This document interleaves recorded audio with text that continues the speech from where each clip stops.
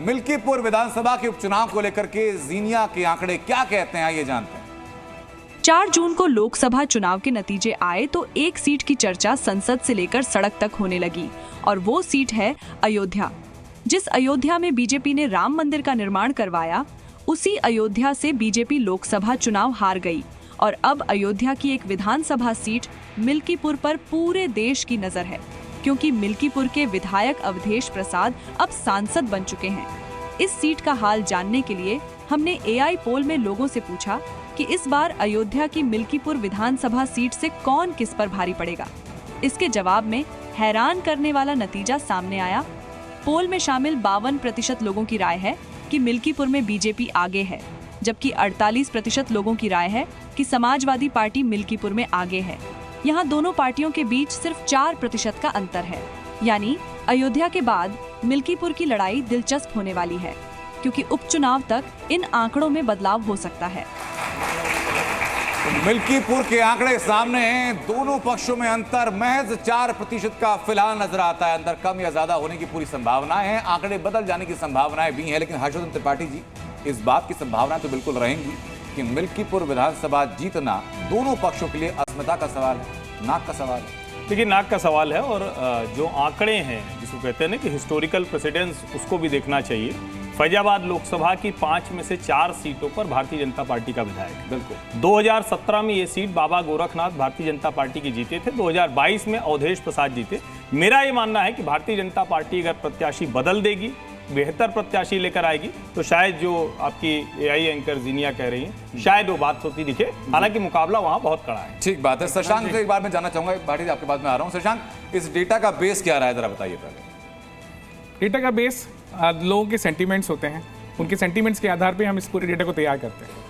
तो सेंटीमेंट्स में हम जाकर के उनसे पूछते नहीं हैं, उनकी प्रतिक्रियाओं को जज करते हैं और उनके आधार पर डेटा को कंपाइल करके निकाला जाता है, जिसका हमने रिजल्ट अपने इलेक्शन में भी देखा था अभी 2024 में जी। सो जनरली ये बहुत ज़्यादा सटीक होता है, बिकॉज नॉर्मली होता है क्या है कि जब आप किसी से कुछ पूछने जाते हैं तो वो आपको सटीक आंसर नहीं बताते हैं। वो आपको उसको बोलते हैं, उसका वर्ड है सोशल डिजायरेबिलिटी बाइस।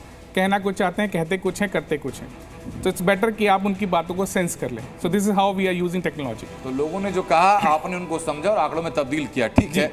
अब मैं AK वाजपेयी साहब आपके पास में आना चाहूँगा। बहुत देर से सर, माफी के साथ मैं कहूँगा कि आपका नंबर आ नहीं पाया, लेकिन उत्तर प्रदेश की राजनीति में मिल्कीपुर का अहम स्थान आप देखते हैं इस वक्त पर? देखिए, हम इस तरीके से इसको नहीं देखते। भाई इलेक्शंस का कोई ज़्यादा लंबा चौड़ा रोल होता नहीं है। ना तो सरकार बदलती है, ना सरकार गिरती है। और जनता भी इतनी उत्साहित नहीं होती वोट डालने के लिए, क्योंकि अभी आपने देखा लोकसभा के इलेक्शन में कितनी परसेंटेज आई है वोट डालने के लिए। लेकिन हाँ, इसका ये जरूर नतीजा निकलता है कि बीजेपी इस बार कोर्स करेक्शन कर लेगी। जो यूपी में उसको कुछ सीटों का नुकसान हुआ, उसको किस तरह के भड़का जाए, तो वो ज़्यादा से ज़्यादा सीटें जीतने की कोशिश करेगी। और कोशिश उनकी कामयाब इसलिए होगी क्योंकि अभी हाल में आपने देखा ये जो योगी जी के जो कार्यक्रम है, बुलडोजर पे बड़े आरोप उनके ऊपर लगते हैं। लेकिन एक बात ध्यान में रखना होगा कि बुलडोजर की प्रक्रिया जो है वो कानून के माध्यम से ही अपनाई जाती है।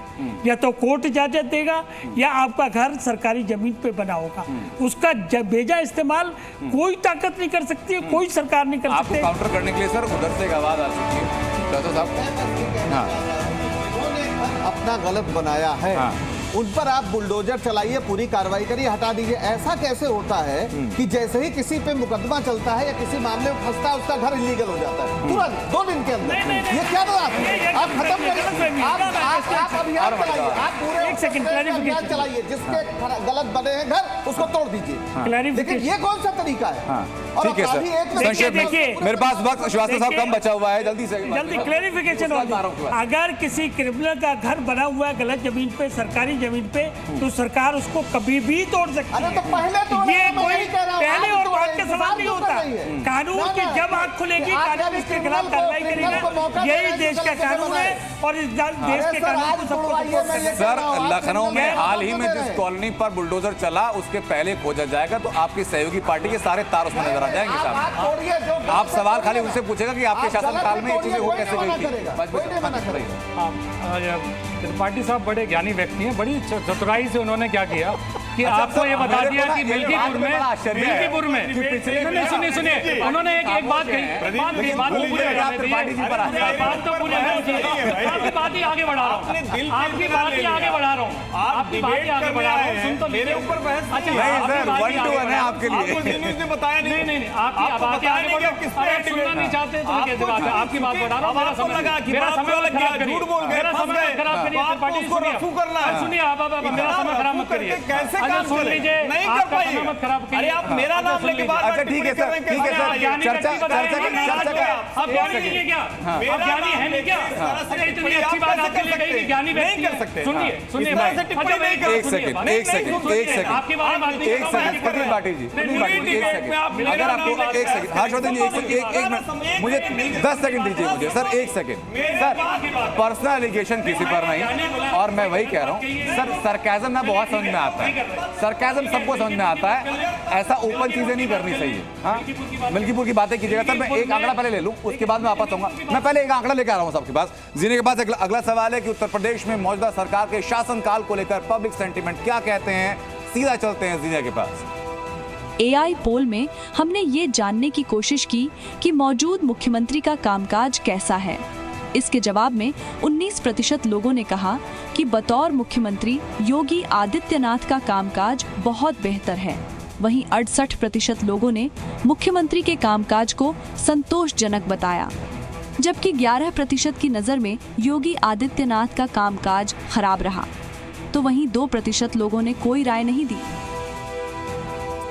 तो ये आंकड़ा अपने आप में बेहद महत्वपूर्ण कि सरकार की कार्यशैली को लेकर के लोग बता रहे हैं कि मुख्यमंत्री के तौर पर योगी आदित्यनाथ के कार्यकाल को कैसा आंकते हैं। एक और आंकड़ा आपको दिखाते हैं कि जो फैसले लिए गए उनको लेकर के और विकास को लेकर के लोगों की राय क्या है। मंत्रियों और नेताओं के भाषण में अक्सर एक शब्द की चर्चा सबसे ज्यादा होती है, और वो शब्द है विकास। तो हमने भी अपने पोल में विकास से जुड़ा सवाल किया। सवाल ये कि विकास के मुद्दे पर कौन मुख्यमंत्री बेहतर। इसके जवाब में 65% लोगों ने माना कि योगी आदित्यनाथ ने राज्य में विकास का काम किया है। वहीं 25% लोगों की राय है कि अखिलेश यादव ने विकास का काम करवाया था, जबकि 10% लोगों की राय है कि मायावती के राज में विकास सबसे तेज हुआ था। ये दो मुद्दे आपने देख लिए। अब तीसरा मुद्दा कानून का मुद्दा, क्योंकि उत्तर प्रदेश में सबसे ज्यादा जो प्रचलित किया जाता है, जिसका प्रचार किया जाता है बीजेपी की तरफ से, वो ये कि कानून व्यवस्था बहुत बेहतर हुई है। लोग क्या कह रहे हैं सुनिए जरा। विकास के बाद बारी आई कानून की। ये वो मुद्दा है जिसकी कसौटी पर हर सरकार को परखा जाता है। हमने AI पोल में पूछा कि कानून के मुद्दे पर कौन मुख्यमंत्री बेहतर है। इस सवाल के जवाब में योगी आदित्यनाथ दूसरे नेताओं से काफी आगे दिखे। 70% लोगों ने कहा कि कानून के मुद्दे पर योगी आदित्यनाथ बेहतर मुख्यमंत्री हैं। वहीं 17% लोगों ने अखिलेश यादव को और 13% लोगों ने मायावती को कानून के मुद्दे पर बेहतर मुख्यमंत्री बताया। ये आंकड़े आपने देख लिए। अब चूंकि वक्त हमारे पास कम है तो सभी मेहमानों से शॉर्ट कमेंट में चाहूंगा। शुरुआत विनोद जी आपसे करूंगा। दो मुद्दे सबके लिए रहेंगे, विकास और कानून को लेकर के मौजूदा सरकार ने कैसा काम किया और इसका असर चुनाव पर क्या। देखिए, जो आपके आंकड़े हैं उसके हिसाब से योगी आदित्यनाथ की सरकार बहुत अच्छा काम कर रही है जी। उनकी छवि, उनका विकास, उनकी कानून व्यवस्था। तो प्रश्न ये उठता है कि जो लोकसभा चुनाव के नतीजे आए तो क्या मोदी जी के खिलाफ थे? अगर आदित्यनाथ जी की सरकार से इतना लोग खुश हैं तो जो बीजेपी की सीटें 62 से घट के 33 रह गई और एनडीए की 35 आ गई, तो क्या मतलब फिर वो गुस्सा किस में था लोगों का, ये एक प्रश्न है। और फिर जो भारतीय जनता पार्टी के अंदर घमासान मचा हुआ है कि योगी जी के सर पर ठीकरा फोटा फोड़ा जा रहा है हार का, तो उनको भी सोचना पड़ेगा कि जब योगी जी इतने पॉपुलर हैं तो इसका मतलब जो है कुछ आत्ममंथन की जरूरत है। ठीक है सर, अब मैं जानना चाहूंगा भाटी जी के पास। प्रदीप जी बताइए जरा कि विकास और कानून संक्षेप में। सर, जो आपके आंकड़े मैं उन पे नहीं जानना चाहता किस तरह के आंकड़े, लेकिन अगर विकास हुआ है तो भ्रष्टाचार का विकास हुआ है, पेपर लीक में विकास हुआ है, बेरोजगारों का विकास हुआ है, बेरोजगार बढ़ गए, किसानों की आत्महत्या में विकास हुआ है, उनकी आमदनी तो आधी हो गई, लेकिन उसके साथ साथ मिलीपुर का भी जवाब साथ साथ सुनते जाइए। संक्षेप में सर, 2.5 दशक से लगभग एक बार ही भारतीय जनता पार्टी जीती है। 17 और 22 में तुलना मत करिए बस कि 17 में क्या हुआ और 22 में क्या हुआ। आज तक 2.5 दशक में भारतीय जनता पार्टी सिर्फ 2017 में जीती थी मिल्कीपुर को। ठीक है सर, पुरानी बातें ना उठाते हुए मौजूदा आंकड़ों की बात करेंगे। वाजपेयी साहब, देखिए, जहाँ तक हमारा मानना है, हमारा मानना बड़ा साफ है कि लोकसभा के परिणाम जो आते हैं उसका एक अलग कैरेक्टर होता है और जो विधानसभा के चुनाव के रिजल्ट आते हैं उसका एक कैरेक्टर होता है।